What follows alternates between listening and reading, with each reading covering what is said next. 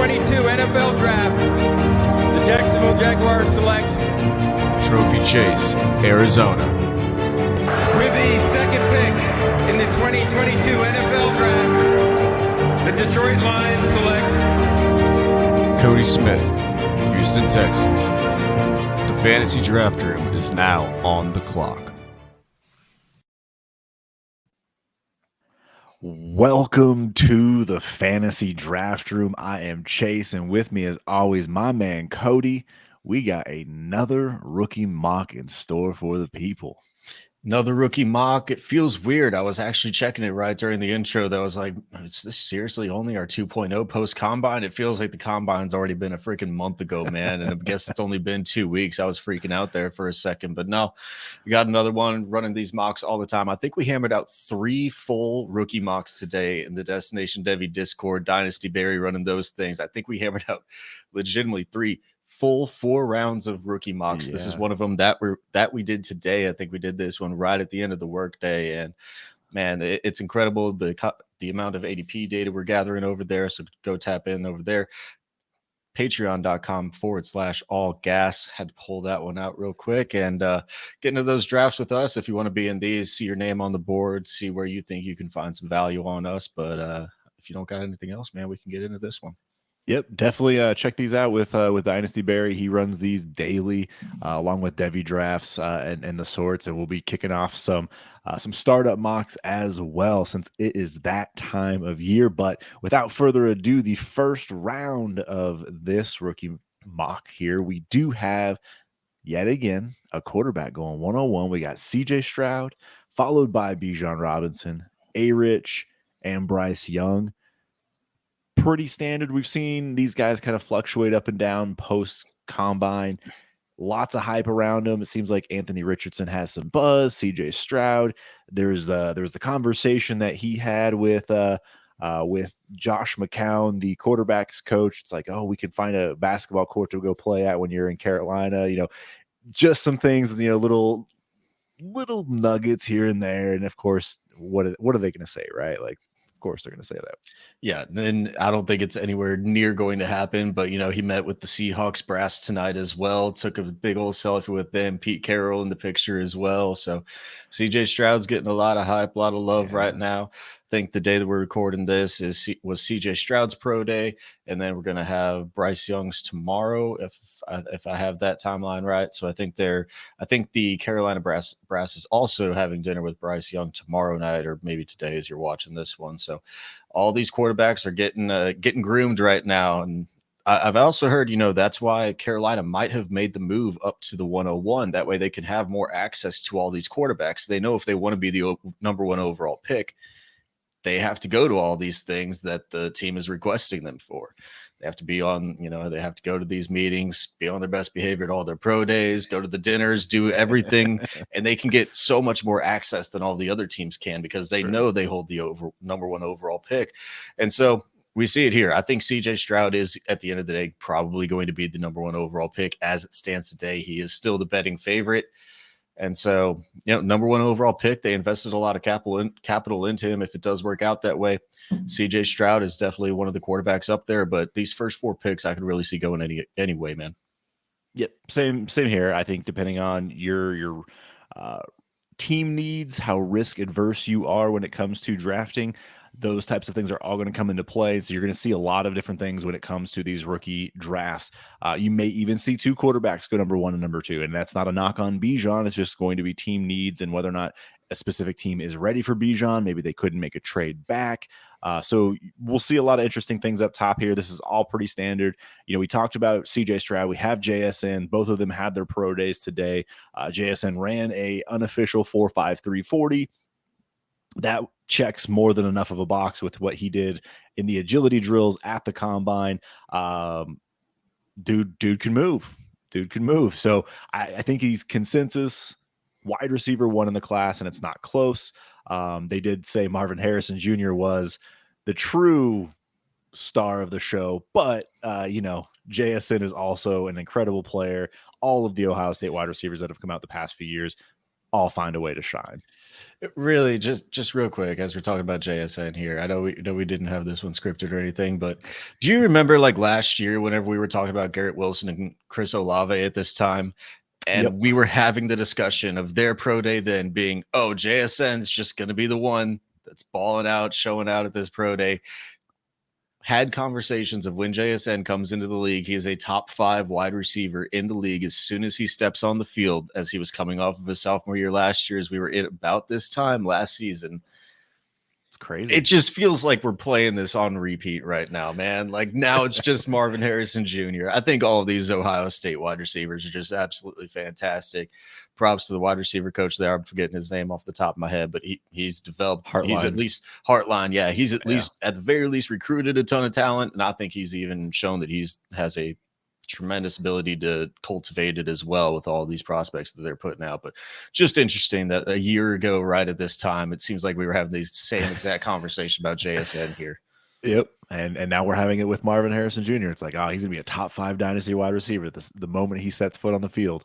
So it's cyclical, right? Like good for Ohio State, but yeah, he checked all the boxes that we needed to see. Will Levis came off the board here at the 106. 106. So it's pretty standard. We have top 2 position players, top 4 quarterbacks. That's pretty much what we see. And then the rest of the back half of the first has always been kind of a variance. I decided to take Quentin Johnston. You had Jahmyr Gibbs, taking him over your guy, Zach Charbonnet. We had Jordan Addison, Jalen Hyatt, and Josh Downs. I intentionally did that. I intentionally took QJ because I wanted you to make a choice. I wanted you to choose. And you did.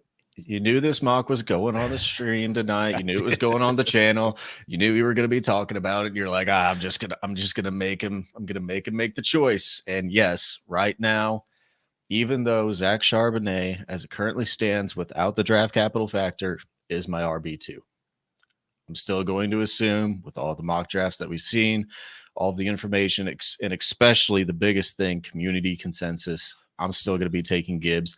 I'm not going to go with my true boards in this mock draft just because I feel like it's a little bit more genuine as to how I would actually approach the draft here. I'd still be taking Jahmyr Gibbs, but as soon as I take that pick, I'm looking to trade back to my guy, Zach Charbonnet, and see if I can pick up anything on top of Gibbs if somebody wants to move up to him. And that's exactly it. It's the value at that point. Like most people have Gibbs as the RB2 in the class. NFL boards talk about him being the RB2 in the class as well. So that's totally understandable, totally justified. Now the wide receivers here, as we round out the first, I wanted to touch on, Quentin Johnston, as I mentioned, I took him pretty standard, I guess, wide receiver 2 in this class. Then you have Addison, Hyatt, Downs, Flowers. And like, in all honesty, I could mix and match any one of them. How do you feel about that range of wide receiver of, Addison, Hyatt, Downs, and Flowers? I mean, I think that it is the JSN and QJ at the 1 and the 2, but I think even QJ, we're going to talk about it with the rest of these guys. I think even QJ is a little bit dependent upon the landing spot. I think there's been some times we've done some of our landing spot mocks, and QJ just gets lumped in with all the rest of them. He definitely has the biggest upside, I think, with just his frame and everything. I think he is, just as a prospect, the locked in number 2. But Addison all the way down to Flowers, who we don't even see on the board here, I think any of them could be the 3, especially once we do see the draft capital.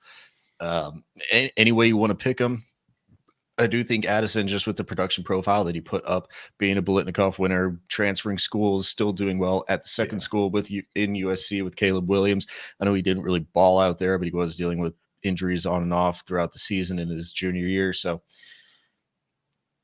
yeah, any of them you want to mix and match, replace right now, I'm pretty fine with it. But I do still have Addison as my 3 as it currently stands. And if you did not listen to us on the Overreaction podcast this week, make sure you go check it out on Destination Devy Radio. We did talk about the 2023 class and basically, found out, what some of the strengths and weaknesses of the class. Maybe there's a little bit more of a question marks when it comes to basically picks 108 and beyond. So yeah, I'm going to pull up the rest of the second round here and kind of see. We have Flowers coming off the board. And yeah, I could see if Flowers gets draft capital over Addison and Hyatt and Downs, I could see him jumping into this group. I do think those landing spots and that draft capital is going to matter for these wide receivers, but this is pretty much it. Like, you have those 6 wide receivers. Marvin Mims has gotten a little bit of buzz, and you know, I took him there at the 2-6, but for the most part, it's just an okay. Like, they're good players, they're good NFL players, but for fantasy purposes, there's going to be a lot that needs to go right for some of these guys to become fantasy relevant. So I think that's the big question mark with the wide receiver class. And then as you look at running back, you know, we have you took Charbonnet there as the 3rd running back, which is pretty much where we're at in the dynasty community. Then you have A-Chain, Spears, Tucker, Kendre, Chase Brown, and some guys that aren't even on the board here in the 2nd round. Like, legitimately any of them could be in the 2nd round, high, low, mid. Like, they could all be in the 2nd round, or they could fall into the 3rd, depending on their draft capital and landing spot. So it is such a crapshoot for these running backs and wide receivers, really, in this range.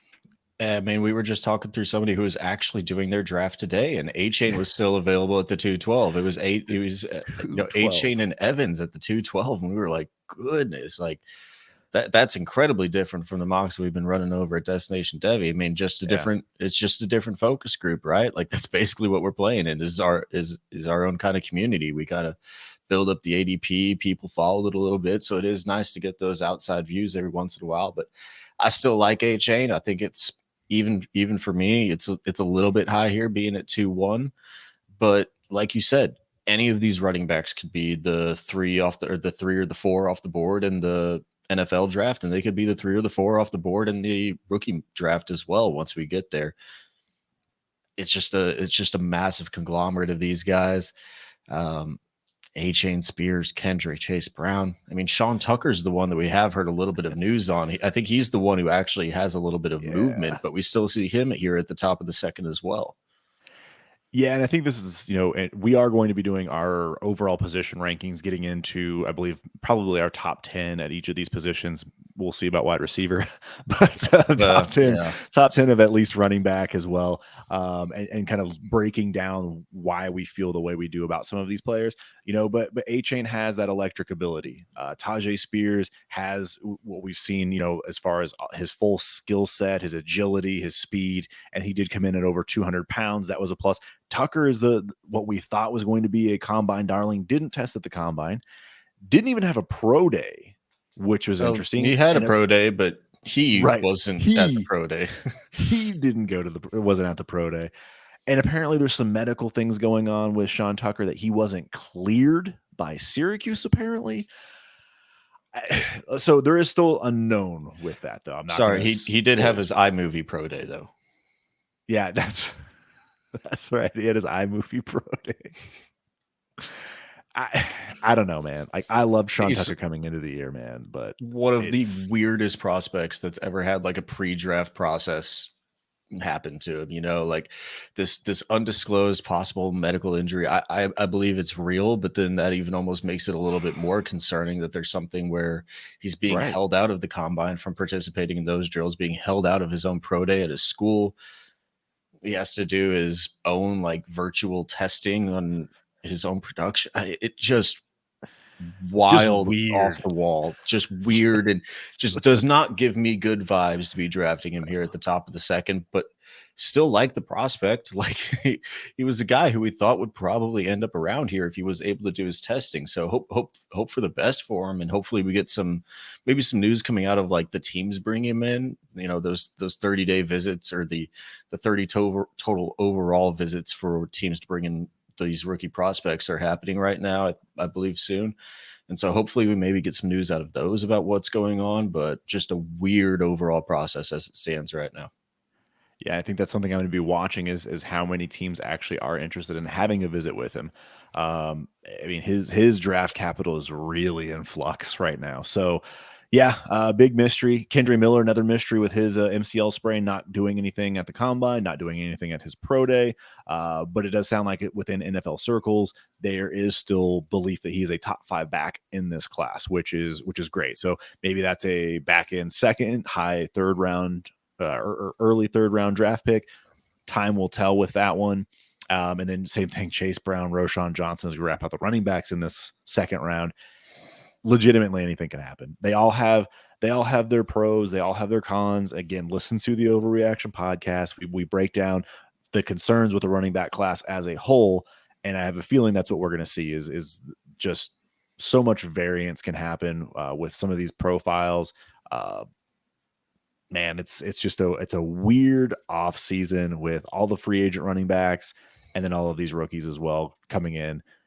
I don't know how the NFL is going to value them. It's going to be a very fun draft. Absolutely fascinating for those 3 days while we watch these RBs just kind of sit and cling to the board. I think that's what's going to happen eventually, but we'll see the landing spots. Probably none of them will look all that great because the free agent landing spots don't look great as it stands right now, but we'll see when we get there. The only thing I think we got left out of the second round is these tight ends. We got the tight end 1 that we've seen going at the end of the first round at times, going all the way at the 212. I think this might be the lowest I have actually seen Michael Mayer. I'd have to check Barry's data on this one, but this might be the lowest that I've ever seen Michael Mayer taken in a draft. I think so as well. I know we don't specify premium when we do these, but for the most part, we all play in some sort of tight end premium, whether it's just a 1.5, 1.75, 2.0. I think that would vary. I think that would adjust where they go. But since we don't actually clarify that when we do these drafts, I understand why they're going. I just don't understand Michael Mayer going as the third one at this point in the process. Dalton Kincaid has his own injury concerns. Darnell Washington being more of a blocking tight end, even though he is an athletic freak. And we've seen what he can do when it comes to his receiving skills. So he is a complete tight end. He can do it all. It's just going to be whether or not the situation he goes to, they actually ask him to do it all. So again, though, with all these tight ends, it's going to come down to draft capital, landing spot, and how those offenses utilize the tight end. So I can't really knock it. I mean, I really can't knock it at this point. Yeah, I think it's kind of like we said in some previous videos as we're doing mocks, like there's just 5-6 tight ends that you're perfectly okay with. You can have the guys that you like. I'm perfectly fine with that, but it also does come into effect of why do I have to overpay for the one that I want? Like if I really don't have much separating one between the other, and I certainly don't, I don't have hardly anything separating the top 4 guys of this class. Why do I have to go reach for one in the back end of the first round? It just doesn't really seem logical to do so, especially if you are having your drafts pre-NFL draft. Why am I reaching for one whenever all of these guys seem to have the same NFL buzz around them? It just doesn't really make any sense. You're just hoping that your guy falls into the right spot and is the one that actually hits and produces. I'd just rather take the value on the guy that falls to me a little bit later if I really need the tight end there. And I did just check as far as what I'm seeing from Barry's chart. It does look like this is the lowest that Michael Mayer has ever been taken since we've been running these. I think since like August of last year.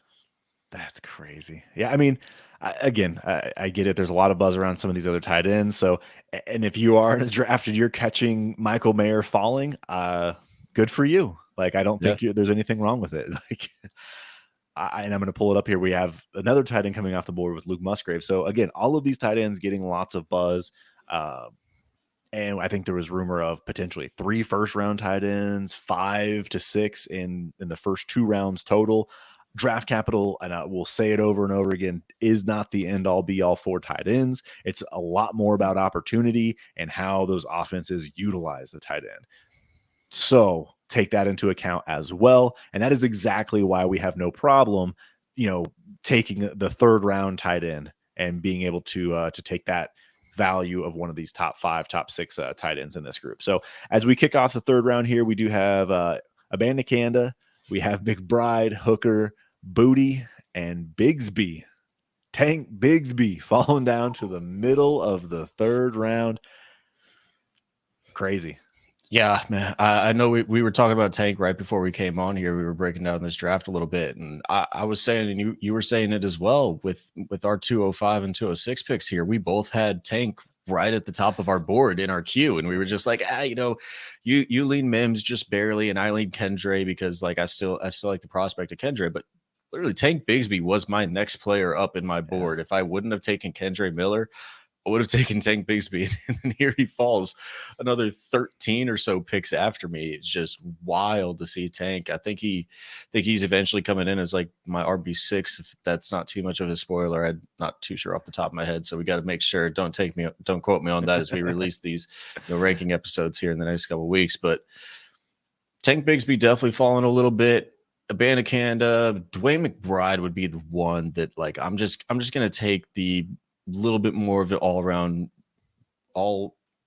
profile of Tank over to Dwayne McBride that I know for right now.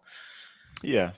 And but I need to go back to First Draft Podcast and see if all these NFL heads are really still in on Dwayne McBride as being like the RB5 of the class, because I haven't heard anything on that since really early in the process. I have not heard his name in those circles anymore. All the mock drafts that I've been seeing, he's been going like round 6, round 7 almost. Yeah, man. I don't know where the Dwayne McBride hype happened from. I really think, I think it was Mel Kiper. Like he talked about it a couple times, like, and that's kind of what happened. He's like, oh yeah, he's the running back 3 in the class, or he used, something. It was definitely top 5. I think it might've been 3, but he just boosted up his profile, talked about his pass catching ability. And everyone's like, I think he caught 1 ball, maybe 3 balls his entire college career. Like it was something. 5 receptions on 10 targets through 3 5 years. on 10. That's brutal. So I don't know how you could say he's a great pass catching back. I don't know, but I'm with you. Again, this is exactly why all of these running backs, even as you go into Zach Evans, Eric Gray, maybe not Deuce Vaughn because of his size, but Evan Hull, they all have the potential to go up and down this board like crazy. Tank ran an unofficial 4th, I think it was a 4.43 at his pro day. He came in at 210 pounds too. So, we didn't get to see him run at the combine, but we did get some, at least notes on his pro day. I guess he's fast. So that's cool. It's all going to come down to the draft capital. These are all good running backs, and they're not great running backs. I don't know if any of them are going to be true, I don't even say workhorses, but true lead backs where they're going to push away another running back that's in the system already. Like, I think they're going to be timeshare backs. They'll be committee backs. That's great.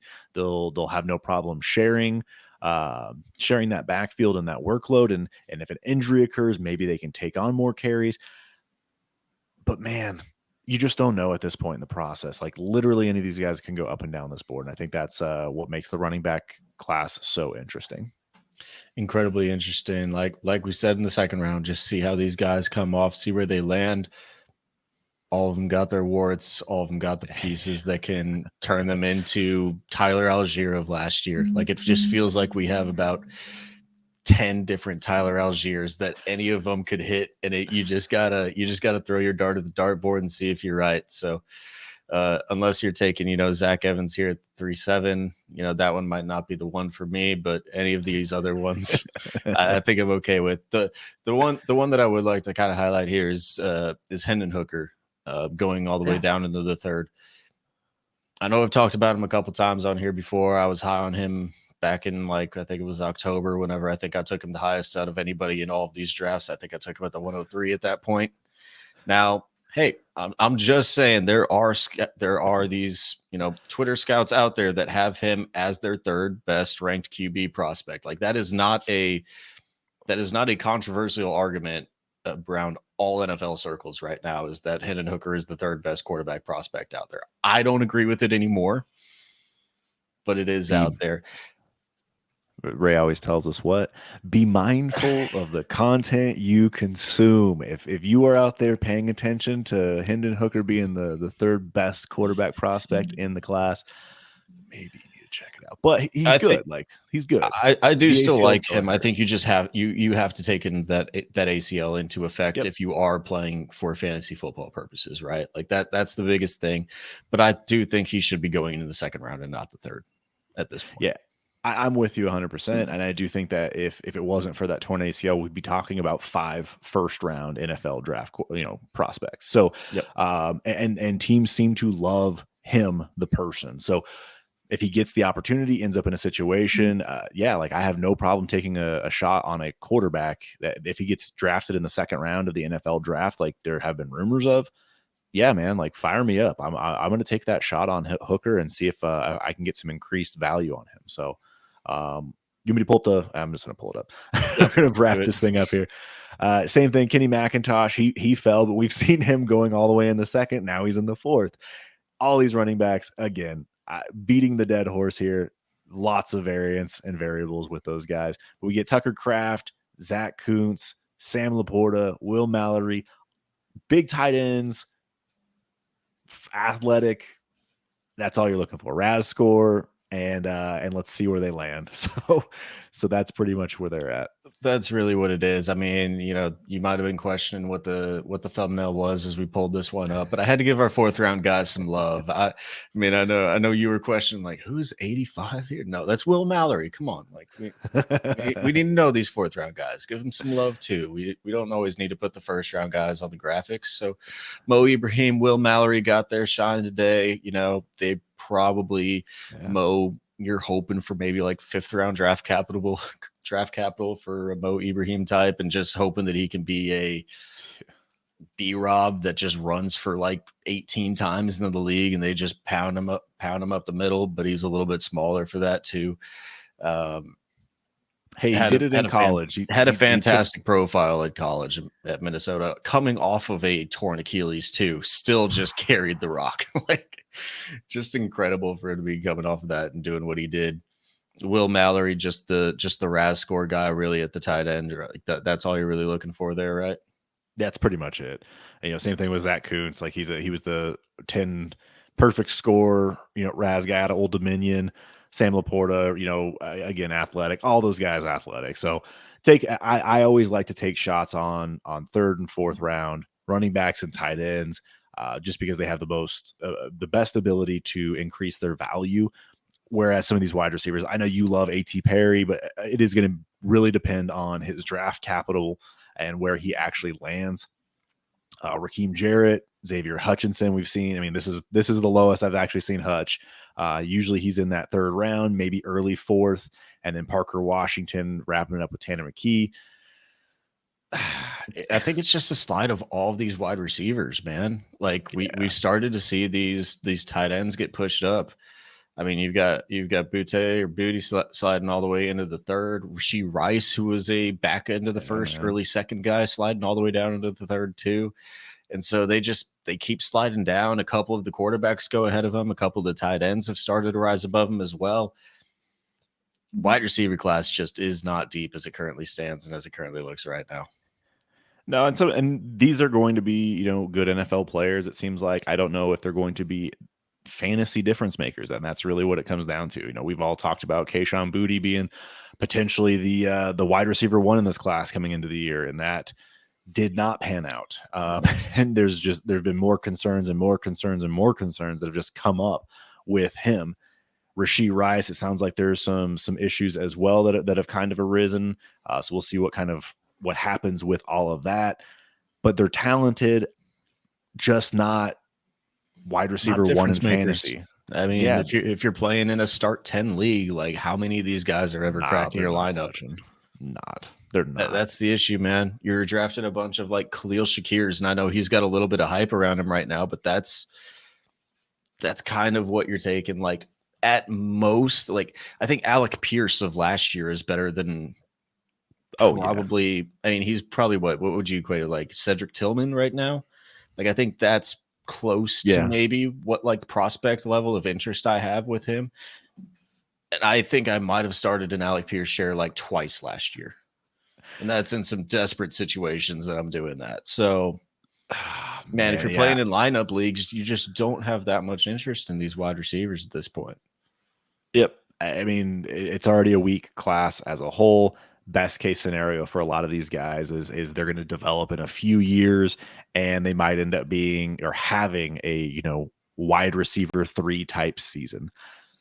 Sure, in best ball, they might pop a couple times here and there. And if you have really deep rosters, 35, 40, 45 man rosters, sure.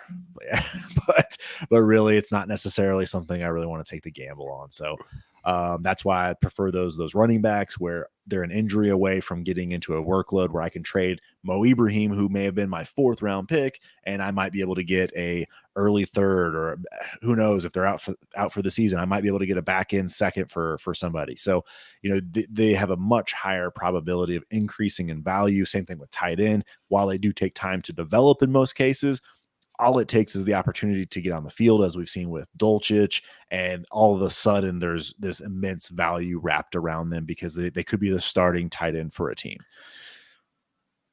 Wide receivers, just usually not the case. They come in as a 3-4 on their own team, maybe even a 5. So good luck.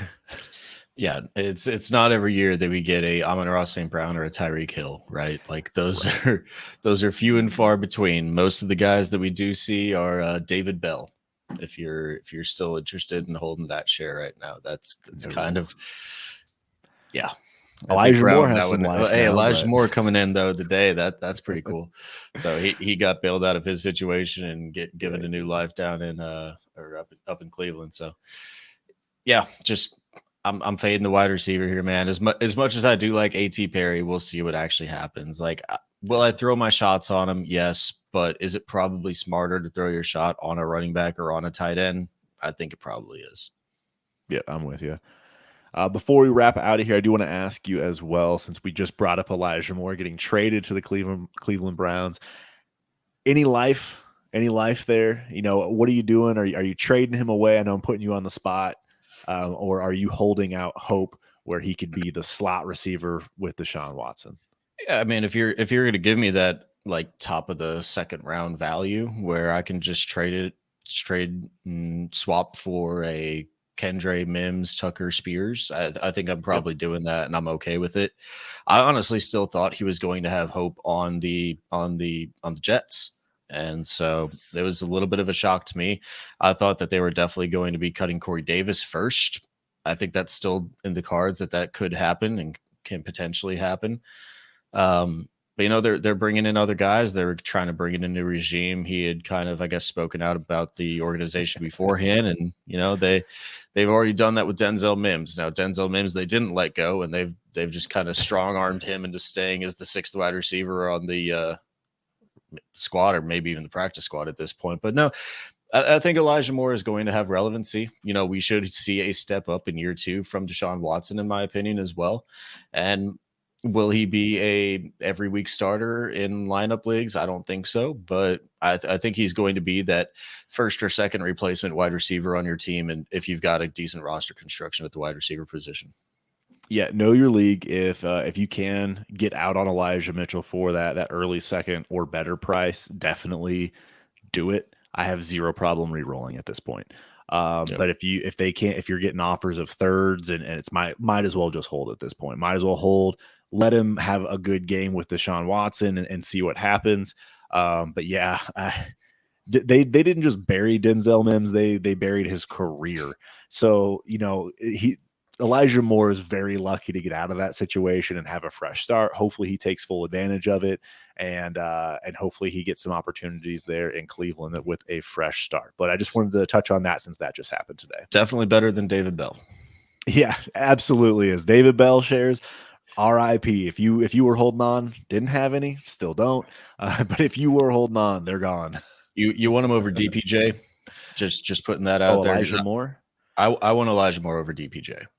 I don't. In 2 wide sets, I definitely think they're going to be having DPJ out there along with Amari Cooper.